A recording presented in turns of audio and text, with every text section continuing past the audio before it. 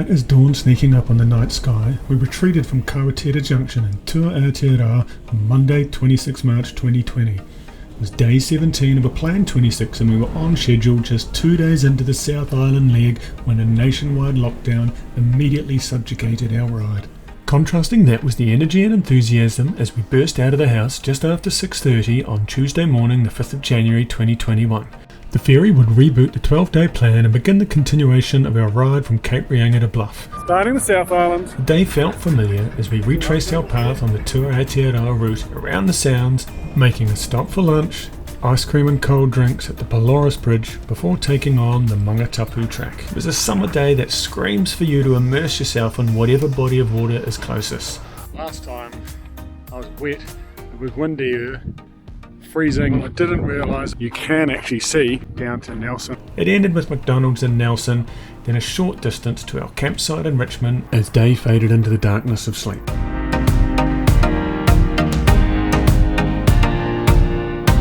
Day 2 had a delayed start after I managed to lock myself in the campground toilet. The route remained familiar as we followed the Great Tash Trail up to the 1.4 kilometre long Spooner Tunnel. You emerged from the cold darkness to 15 kilometres of downhill into Tapawera, where we had the hand sanitizer incident last time. We had lunch, grabbed supplies, swam in the river,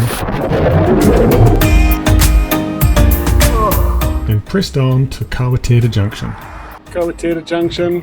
But this time we go on. We were now in new territory and pedalled 17 kilometres onto Lake Rotorua, then ended the day at Gowan Backpackers, which was sandfly free.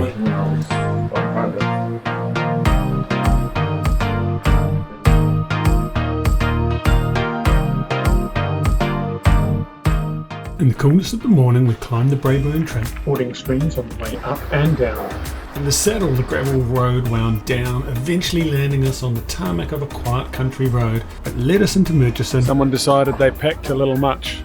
More rivers and climbs rolled under our tyres before lunch in the shade beside one of the many rivers we were following. We kept moving, unsure of where the day was going to end. Springs Junction made sense, but without accommodation we would have had to head out of town in the wrong direction to find anything.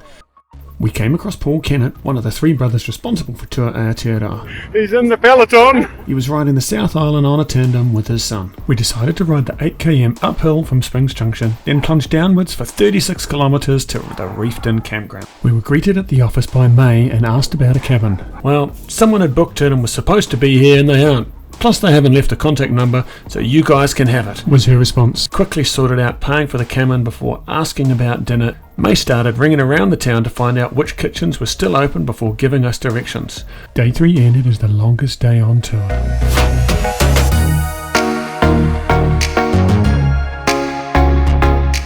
Day 4, rolling out of Reefton. Off to do Big River.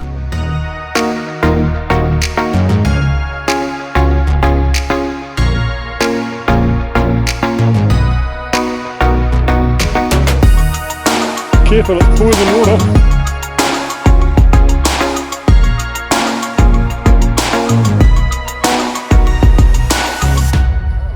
Did my shorts come off? Yep. There were lots of abandoned mines here, Cave wetter. so we explored one before continuing on to the Big River hut.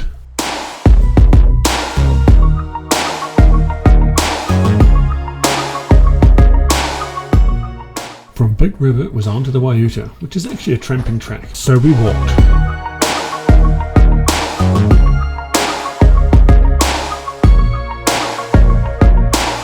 Then it started raining.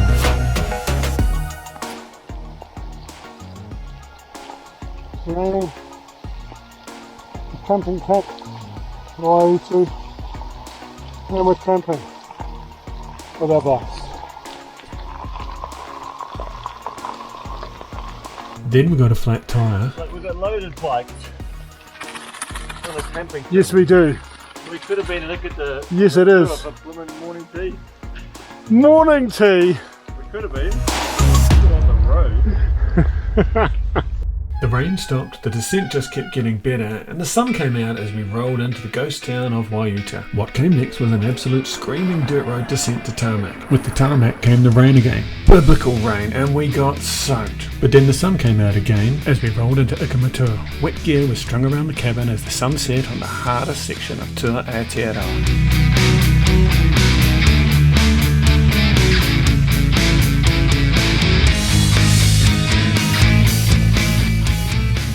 Day 5. We were riding the 54k to Greymouth for lunch, but first pulled into Blackpool for coffee, cake, and to check out the Hilton.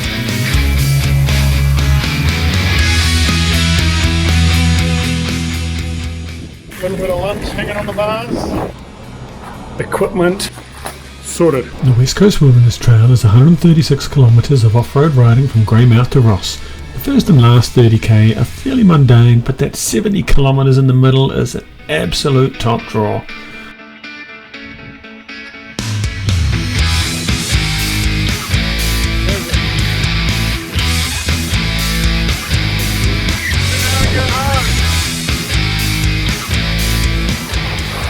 We were ready to stop before we found anywhere. Trapper's Rest didn't look very welcoming, so we continued into Cowboy Paradise, which wasn't at all welcoming.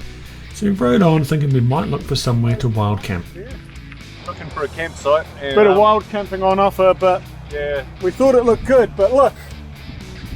Tiring, we left the edge of Lake Canary and followed a water race. The track injected new energy into us and we hammered it through to the road before forming a pace line to make our way to Hokitika.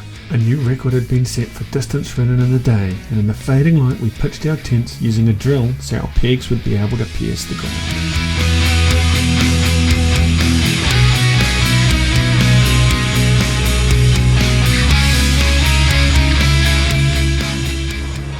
Day 6 started with the end of the West Coast Wilderness Trail that ended in Ross. We saw more cyclists on this track than the rest of the South Island combined. they're having plums. That's what I'm having. Weirdest plum ever. How far are you guys going to go? We're just going to go to Otago today. It's a nice little track. Yeah. Edwin, rolling the pace line.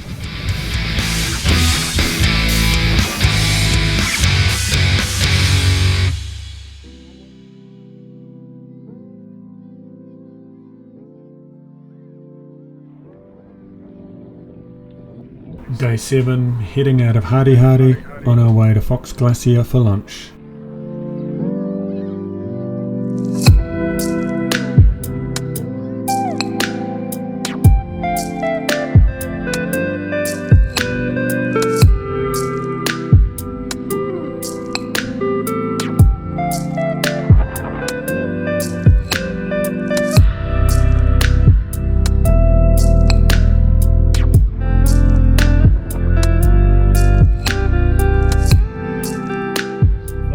We had a short walk to get a little bit closer to the Fox Glacier, which is now in retreat. Then we turned round and headed downhill on the dirt track, politely alerting walkers with a ring of our bell before being back on the tar seal of State Highway 6. A phone call from Fox booked the Pine Grove Motel, which is in the middle of nothing but postcard landscapes of mountains and farmland. On arrival there were fresh muffins that didn't last long and mobile reception if you stood in the middle of the road.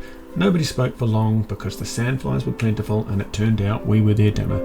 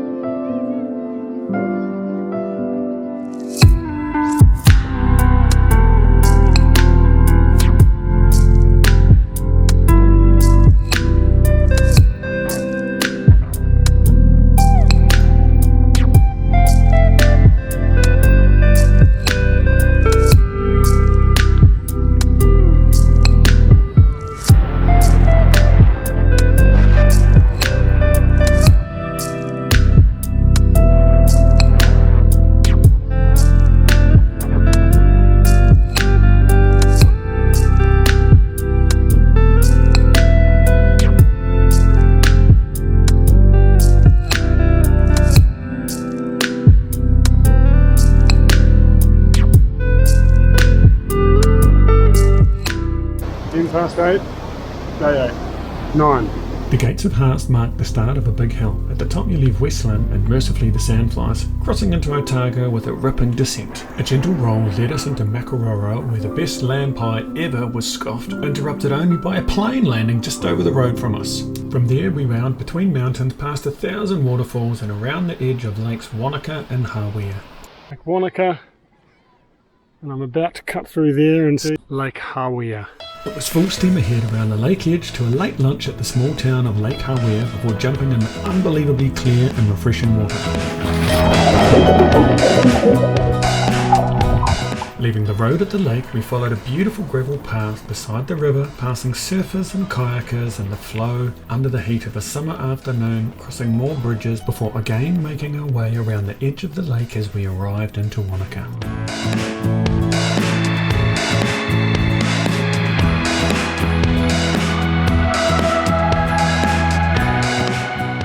Day 10 started with the gentle rise up the Cardrona Valley, where we paused for morning tea, which we shared at the Cardrona Hotel. After that, the busiest road we had had to ride on so far kicked into a proper climb, and we ascended to the highest point on the Tour Aotearoa route at 1,076 metres above sea level atop the Crown Ranges. Traffic wasn't a problem on the descent as we were able to travel faster than they could on the winding mountain road. Turning off onto gravel, we continued dropping down the Crown Range into a quick lunch stop. Hoping to make the 4 PM Earnslaw sailing, we continued and followed the Queenstown trails. This circuitous path winds beside the Arrow, Shotover and Carwoodale rivers as you approach Queenstown. 20k to go, racing to get the Earnslaw, flat tyre, and I need to stop and get food. Yikes. The quickest tube swap I've ever made, followed by a high-speed chase to try and catch the others who had continued with my food order to the supermarket. They made a navigational error and we arrived at the same time, taking just 5 minutes to resupply before continuing the sprint into the heart of Queenstown and the Earnslaw. Even had a few minutes left and were able to check in, get some cold drinks, unexpectedly see friends from Wellington, then board the boat while we were all still catching our breath. The coal-powered steamship crossed Lake Maungatapu, docking at the Walter Peak High Country Station. There we set up camp at an Instagram spot and washed away the dust of the dash in the chilly water before eating our dinner as the sun set on day 10.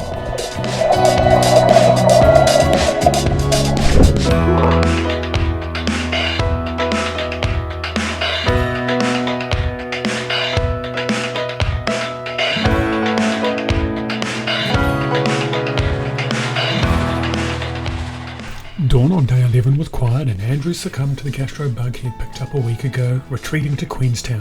Our road wound onwards through high country stations on a quiet gravel road, slowly drawing us closer to the final climb of the tour, the Von Hill.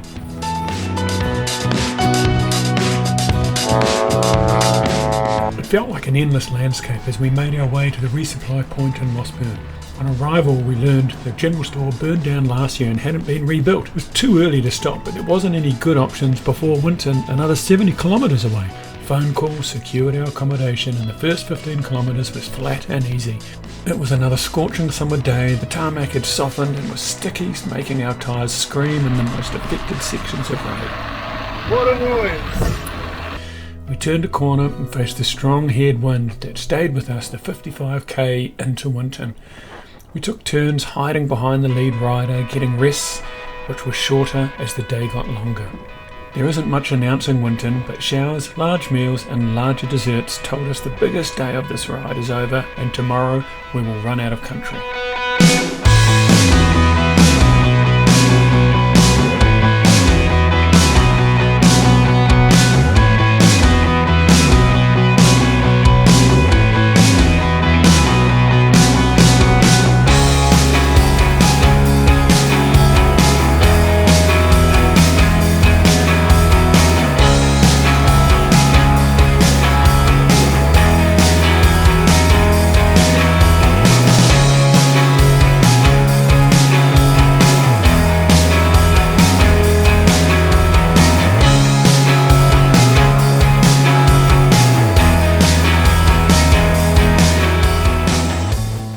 As we turned off the cycle path and onto the road that would soon cease to exist at Stirling Point, Alistair rode to the front. 15k from the end, mechanical. Immediately I noticed his wheel had quite the buckle, so we stopped to check it out. Broken spoke and a split rim meant Alistair took the dry bag off his rear rack and hid it in the grass after duct taping the gut wheel together so we could continue to the end. Those last 15k felt like a long way as we approached, So close.